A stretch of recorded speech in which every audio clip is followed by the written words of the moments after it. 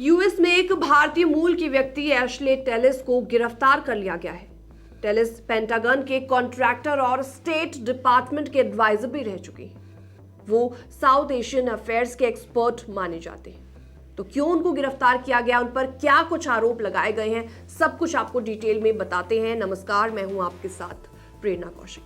तो court documents के मुताबिक उन पर अमेरिकी एयरफोर्स और टैक्टिक्स और टेक्निक से जुड़े गोपनीय दस्तावेजों को एक्सेस और रिमूव करने के गंभीर आरोप लगे हैं। एफबीआई एफिडेविट में बताया गया है कि टेलिस कई बार चाइनीज गवर्नमेंट ऑफिशियल से भी मिले और अप्रैल 2023 में उन्होंने वॉशिंगटन डीसी के सबर्ब में चाइनीज ऑफिशियल के साथ डिनर भी किया। और इस एफिडेविट के मुताबिक इस दौरान उन्हें ईरानियन चाइनीज रिलेशंस और इमर्जिंग टेक्नोलॉजीज जैसे आर्टिफिशियल इंटेलिजेंस पर बातचीत करते हुए भी सुना गया। टेलिस अभी स्टेट डिपार्टमेंट में अनपेड एडवाइजर के तौर पर और पेंटागन के ऑफिस में नेट असेसमेंट यानी कि ONA के कॉन्ट्रैक्टर के रूप में काम कर रहे थे।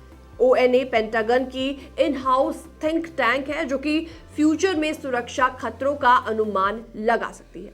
और मार्च में डिफेंस डिपार्टमेंट ने ONA को डिसमेंटल और रिस्ट्रक्चर करने का भी ऐलान किया था।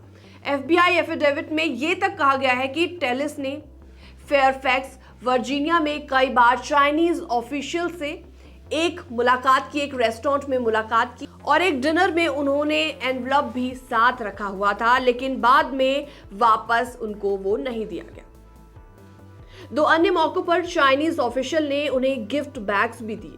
यूएस अटॉर्नी लिंडसे ने बताया कि टेलिस पर unlawful retention of national defence information यानी कि राष्ट्रीय रक्षा से जुड़े गोपनीय दस्तावेज रखने का आरोप लगाया गया है। और जो आरोप लगा है उसके तहत 18 USC 793E के तहत ये अपराध माना जाता है। यूएस अटॉर्नी ने कहा है कि हम पूरी तरह से अमेरिकी नागरिकों की सुरक्षा पर फोकस कर रहे हैं। इस मामले में लगे आरोप हमारे नागरिकों की सुरक्षा के लिए गंभीर खतरा है।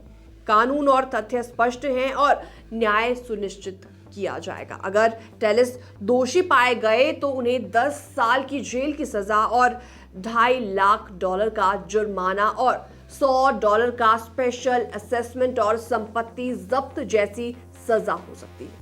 हालांकि फेडरल क्राइम्स में आमतौर पर मैक्सिमम पेनल्टी नहीं मिलती।